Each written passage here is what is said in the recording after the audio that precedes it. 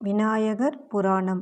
விநாயகர் புராணத்தை இழித்தகையர் கேட்டாலும் பாவங்கள் முற்றும் நீங்கப் பெற்று வானுலகப் பதவியை அடைவார்கள்.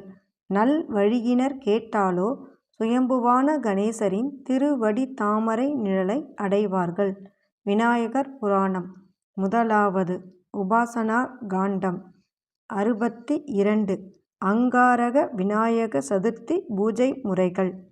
மாசி மாதம் கிருஷ்ணபட்ச அங்கார சதுர்த்தியன்று அதிகாலையில் எழுந்து உற்சாகத்தோடு ஸ்நானம் செய்து திருவெண்ணீறு பூசி ருத்திராக்கம் தரித்து அன்றாட கர்மங்களை முடித்துக்கொண்டு நியமனத்தோடு தூய்மையான இடத்திற்குப் போய் அந்த மண்ணை எடுத்து வந்து பக்குவப்படுத்தி விநாயகரின் திருவுருவம் செய்து தங்கத்தாலும் மற்றொரு திருவுருவம் செய்து ஆதி செய்வ மறைவர்களை வரவழைத்து வேத பாராயணம் செய்வித்து அவர்கள் மத்தியிலிருந்து முறைப்படி சிரசு முதல் பாதம் வரை நியாசனம் செய்ய வேண்டும்.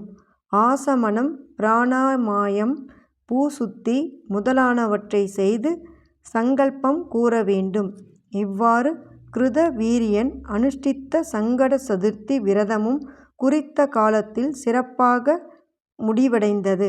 அவன் பூஜை செய்த கலசம் முதலானவற்றையும் தகுந்த தானங்களையும் ஆசிரியருக்கு கொடுத்தான்.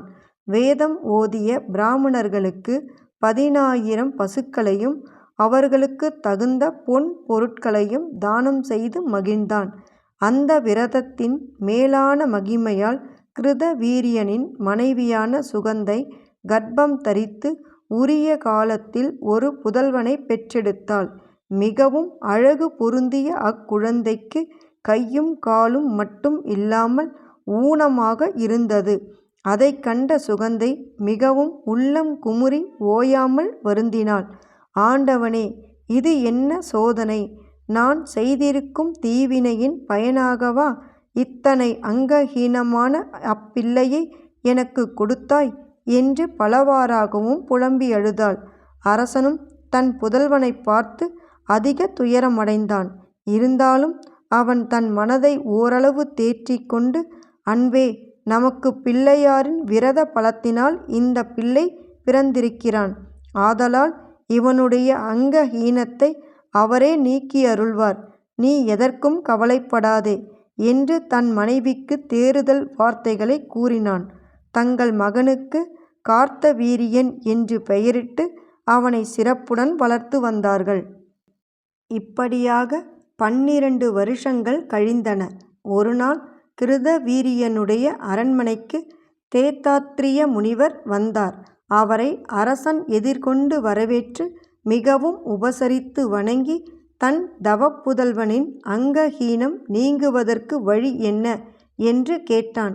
தேத்தாத்ரிய முனிவர் அருள்கனிந்த பார்வையுடன் கிருதவீரியனை நோக்கி, அரசனே, உன்னுடைய புதல்வனை பார்க்க வேண்டுமென்பதற்காகவே நான் இங்கு வந்தேன் என்று கூறி அந்த பிள்ளையை தன் முன் கொண்டு வரச் சொல்லி அவனை பார்த்துவிட்டு, ராஜனே, கவலைப்படாதே, இந்த உன் மைந்தன் இவ்வுலகம் முழுவதையும் அரசாண்டு பெரும் புகழ் எய்துவான் என்று கூறி பிள்ளை கார்த்தவீரியனுக்கு தீட்சை செய்து பிள்ளையாருக்குரிய ஓரெழுத்து ஏகாட்சர மந்திரத்தை உபதேசித்துச் சென்றார்.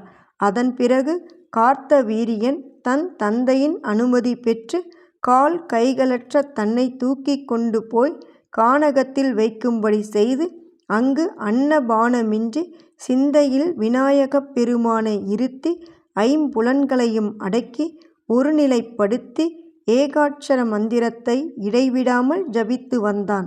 இவ்வாறு 12 வருஷ காலம் தவத்தில் ஈடுபட்டிருந்த அவனுடைய பக்திக்கு மெச்சி விநாயகமூர்த்தி கருணை கொண்டார். அதனால் அளவற்ற தேவர்கள் புடைசூழும்படியாக அருகிலுள்ள தடாகம் ஒன்றிலே அவர் பிரசத்தியமானார்.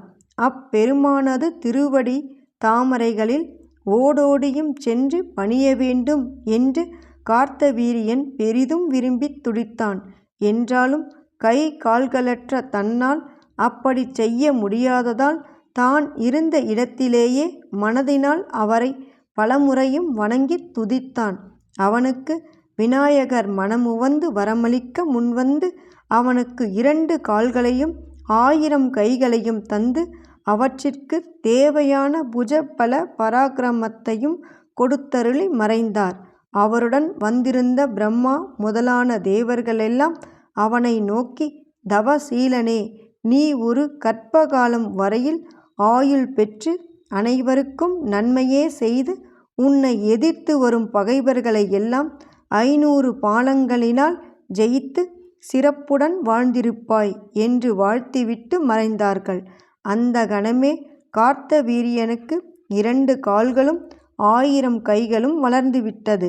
அதைக் கண்டதும் கார்த்தவீரியன் விக்னேஸ்வரனின் பெருங்கருணையை நினைத்து காதலாகிக் கசிந்து கண்ணீர் மல்கி அவர் தனக்கு காட்சியளித்த திசையை நோக்கி பல முறைகள் வணங்கித் துதித்தான்.